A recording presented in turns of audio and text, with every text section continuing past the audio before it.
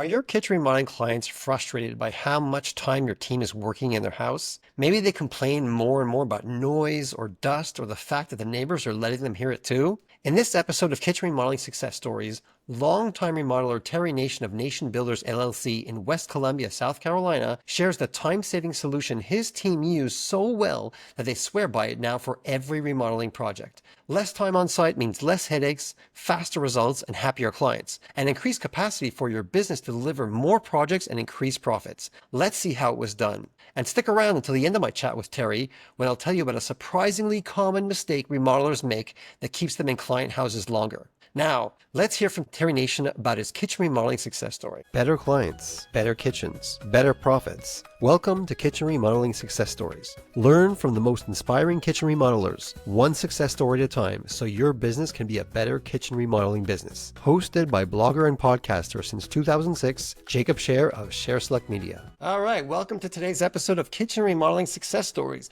where we dive into some of the most inspiring kitchen remodels. I'm excited to introduce our guest today, Terry Nation, the founder of Nation Builders LLC based in West Columbia, South Carolina. Nation Builders is a family-owned construction company serving the Midlands for nearly 30 years. They take your dreams and turn them into reality with custom designs that are tailored to your tastes. They are a construction company that understands you and is compassionate in dealing with the highs and lows that come with a construction project.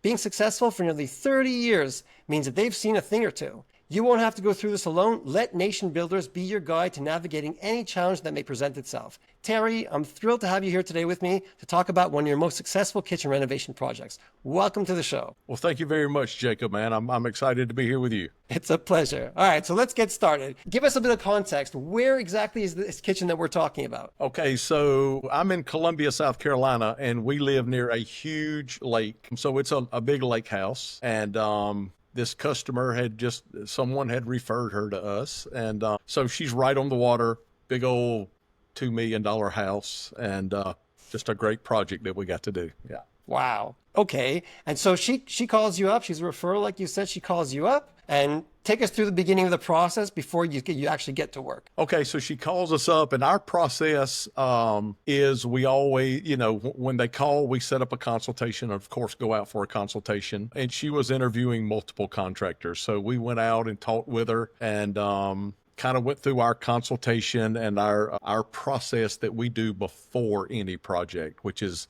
letting her know that, if we can get together, we go through a design process, and then we sit down and do selections, and we do all these other things for the pre-construction stuff. And so kind of left it at that. It was at that point, it was one of our larger jobs, our larger kitchens that we had done. So we come back, got an estimate, sent her an estimate. And when we do an estimate, we always invite them to our office. One reason is we have a lot of cabinetry in our office because we had just remodeled our offices. And so invited her and her husband over. We have a very detailed line item estimate. They're usually 3 or 4 pages long. Everything's listed separately. So that kind of impressed her because she had talked with some other contractors that were just kind of giving her prices. And no drawings, no sketches, no nothing. And so they came in, we met with them, they left, and, about a month went by and I didn't hear anything. And I'm like, maybe we didn't excite her too much. Well, she called and was just doing her due diligence and let us know she had been checking on us.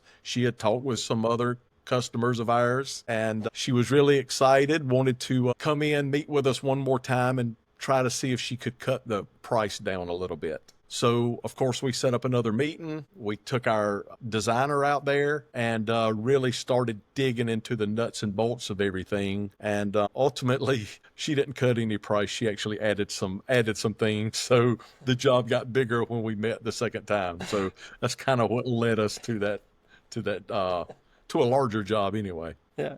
So how long was the discussion process until you actually signed with her? So once we went to contract and went through the design, so it took us, I would say, 3 months to just nail everything down, get it worked in our schedule. You know what? It may have been more on the lines of 6 months by the time we actually started. We could have started around the 3-month mark, but we had to slip it into our schedule. So to get everything totally designed and permitted and all this stuff, was about a 3-month process. Okay. And so at that point, you show up at her house, and then what happens? For construction? Yeah?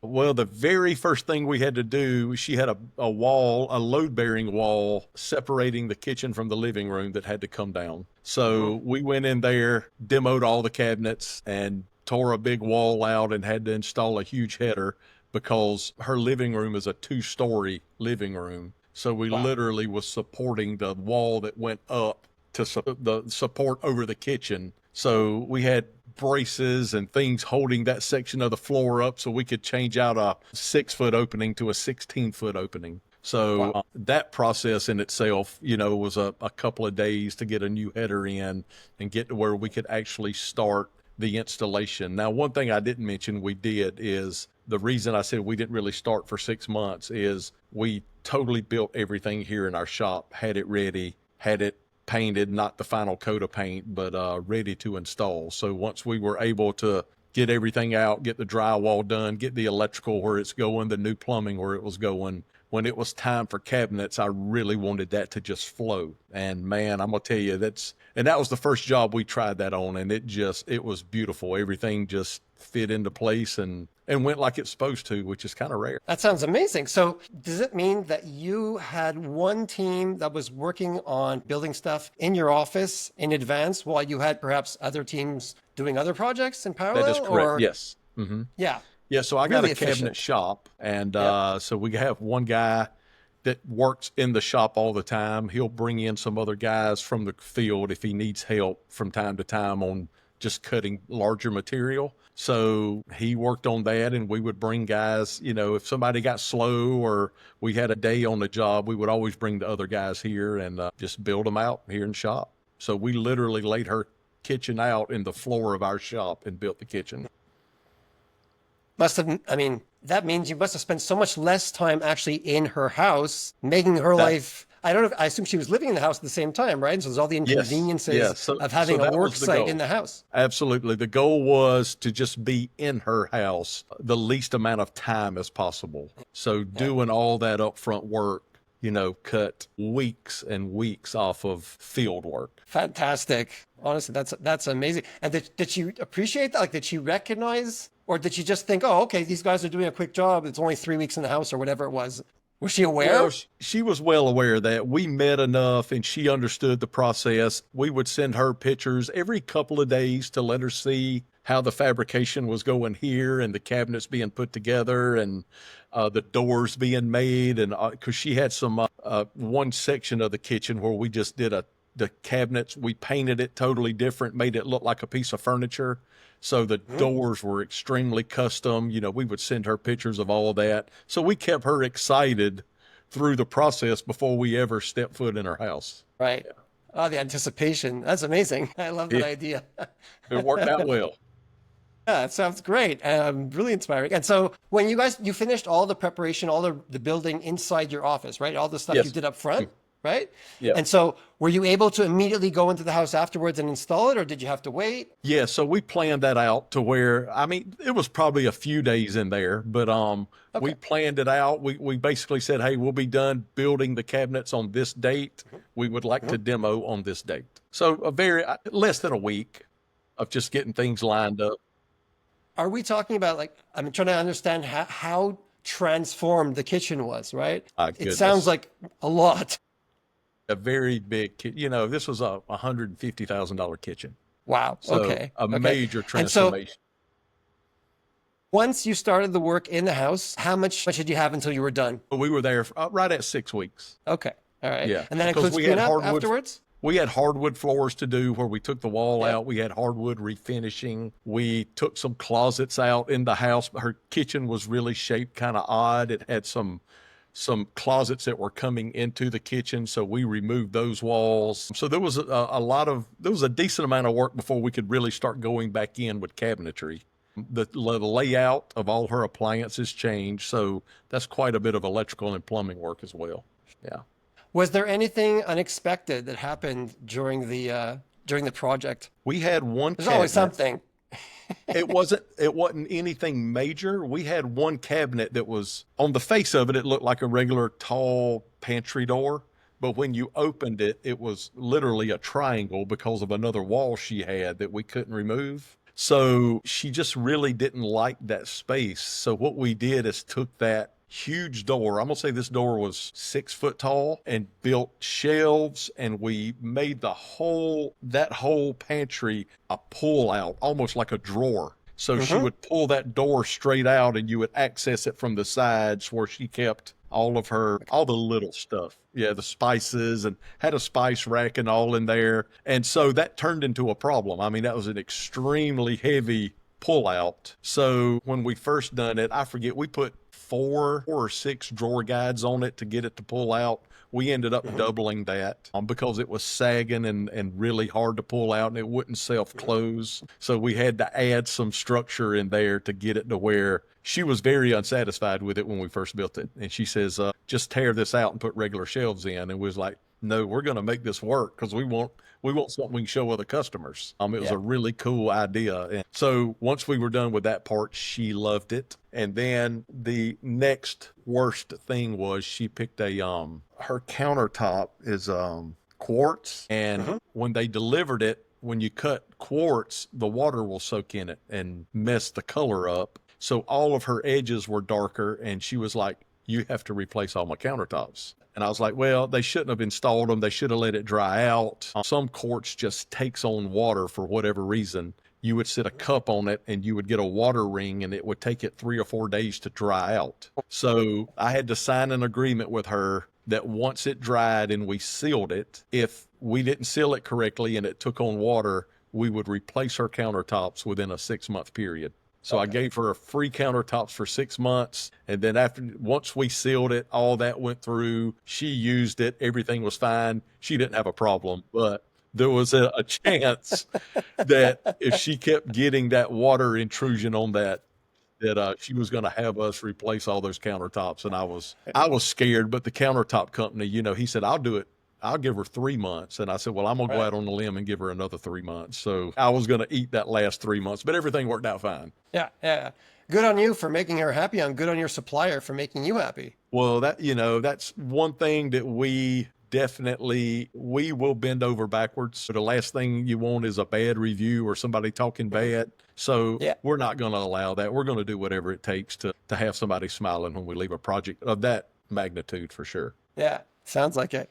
What was your favorite part of the project? These days, I sit in the office all day. I used to be the guy in the field doing all the work. So my favorite part was going to see it at the end and seeing everything finished and cleaned up. But Yeah. going through, that is when we really first dove into a design process. So going through and creating a design process to have everything totally finalized before building and production was something new for us. So that was really exciting to be able to put that together, knowing we would move forward on every job with a design process and having things really nailed down before the job ever started. What are some things that you guys do to make sure that the house is livable while you're working there?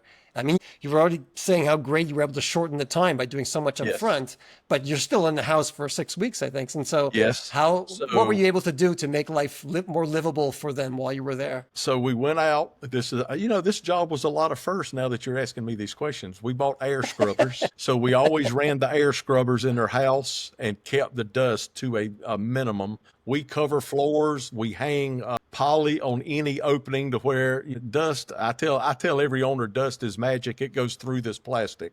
But we're going to try to not give it any opportunity to get down your Yeah. hallways and in other rooms. So we really go the extra mile when it comes to protection. We cover the floors all the way through the house. We plastic up any openings. If they're going to be using them, we put zippers in them where at the Yeah. end of the day, we can hold them open. They can use the house as they normally would, other than walking through a little construction area. But we clean up every day. They were very, very impressed by the time and effort we put into the cleanliness part, aside from the construction part. So we just get a lot of comments on that from our customers that they didn't realize how much it took to keep a job site clean during the process. Yeah. Yeah. How many people worked on the project from A to Z? I would say so. We had one, our cabinet guy in the shop. He was there Yeah. every single day, and he's not a project manager, but he managed that project just because it was a huge cabinet project. And between flooring guys and painters and plumber, 12, 15 guys. Yeah. And these are all your guys, or do you sometimes work with We subs? we use trade contractors for certain things. So, our plumbing, electrical, HVAC is trades. We actually, I think we will do smaller paint stuff, but we brought in a painter for that. For Yeah. that wall we tore down, that whole wall had to be refinished on the living room side, and then we had to bring the flooring guys in. So we use a lot of trades, and then we have our guys for the specialty finishing stuff. We do that ourselves. Okay. What would be the number one lesson that you took away from that project? I've got a coach that teaches every time we have any meeting or we talk. He's always talking about the 5 P's. Proper preparation prevents poor performance, and that was it. We really, really prepared for that job. It was a larger scale than we had done before, and I just said, if we don't go in here prepared, we're going to look like a bunch of rookies out here trying to put in an extremely nice kitchen. So we prepared from front to back, and it paid off through the entire project. I mean, it sounds like there was more preparation than actual time on site. It is, yeah. Yeah, when you prepare right, is a lot of paperwork and a lot of preparation. But man, when you get on site, you're able to flow right through. The phone calls are cut down to hardly anything. I used to sit in the office and answer phone calls from job sites all the time. What are we doing here? What are we doing here? And now that preparation is all in the job site folders and on the apps we use to run the projects. And so definitely pays off. Terrific. She must have had great compliments about the project at the end. What was something that stood out from what she said to you? Just her being impressed at the finished product and how detailed we were. Yeah. She was, you kind of try to read people when you start these jobs, and you say, man, how are we going to work with this client? She was a little picky. We were a little worried, but I told her, I think we're as picky as you are. So she's wanting to start a punch list halfway through the project instead of the end. So we got to kind of hold her at bay and say, we're not ready for that yet. We're not ready for that. But when we got down and done the punch list and we said, now we'd like to do a walkthrough with you, she didn't find one item. She was just so impressed of the detail that went into the job. Amazing. Absolutely terrific. Well, our time is basically up. Where can people find you if they want to use you guys? All right. So we're in Columbia, South Carolina. Our website is nationbuildersllc.com. We have forms there you can fill out. We would love you to call us and talk about your project, but you can fill out a form on site. We'll set up a consultation and come and see what you're looking to do. Yeah, I'll put in the show notes beneath the video for people who are watching. The URL will be there, and the phone information, all that contact information, I'll put that there. Okay, So no great. problem about that. But yeah, that was really great talking to you, Terry, today. I know that everyone who's listening or watching is going to take away a lot from this interview. So thank you so much for joining me today. Well, man, I sure appreciate the invite, and we look forward to the future. Thanks a lot. Great. Thanks. All right, Jacob, thanks. Now that you know how to reduce the time your team spends in a client's house, let me show you how to track clients who will appreciate what appear to be faster kitchen remodels than what your competitors estimated for them. I've created something special that you can try out with just a few clicks. It's a special return on investment calculator that can tell you how many more such clients you can get if you adopt a simple yet surprisingly underused marketing strategy that you can easily apply to get ideal clients calling you. Click the link below to get access to this special return on investment calculator right now. Earlier, I promised to tell you about a surprisingly common mistake remodelers make that keeps them in client houses longer, and here it is: not fully using demo day to discover unknown issues that will lead to project delays down the road. Demo day isn't just about smashing cabinets and ripping out tiles. It's the first real look at what's hiding behind the walls. Too many remodelers breeze through it because it's easy to do, only to get blindsided later. That's when the timeline stretches and clients start losing patience. For example, you might uncover ancient plumbing that's just corroded and needs replacing. Suddenly you're calling in a plumber, you're waiting on parts, or maybe there's knob and tube wiring from the 1930s that's a fire hazard, forcing an electrician to rewire half the kitchen. These surprises mean more days on site, more mess, and more frustration. Even smaller stuff like mold behind a sink wall or a load-bearing beam no one accounted for can throw off your entire schedule. If you don't spot these on demo day, you're stuck revising estimates mid-project, which kills momentum and trust. The fix starts with treating demo day like a treasure hunt, except the treasure is problems you can solve before they wreck your timeline. How can you make the best of demo day to avoid such surprises? So, number 1, strip walls down to the studs. Check every inch for water damage or weird wiring. 2, test old pipes by running water through them. Leaks show up really fast. 3, bring a flashlight and inspect tight spots. Mold or rot loves to hide, right? 4, record everything with photos and videos. Clients and subs will thank you later. 5, keep track of every issue your team finds on every demo day in one growing list that you can use to prepare contingency plans and options in your future project estimates. Get demo day right and you'll save weeks and your sanity and your client's sanity. What's something you do that has proven to save time on site? Let us know in the comments and share with others. Thanks again to Terry Nation of Nation Builders LLC in West Columbia, South Carolina for his kitchen remodeling success story and insights. Tune in next time when I chat with Nick Wiegand of Sozo Brothers LLC about quickly applying lessons learned on work sites. That's all for today's episode of Kitchen Remodeling Success Stories, where each success story helps you build a better kitchen and a better kitchen remodeling business.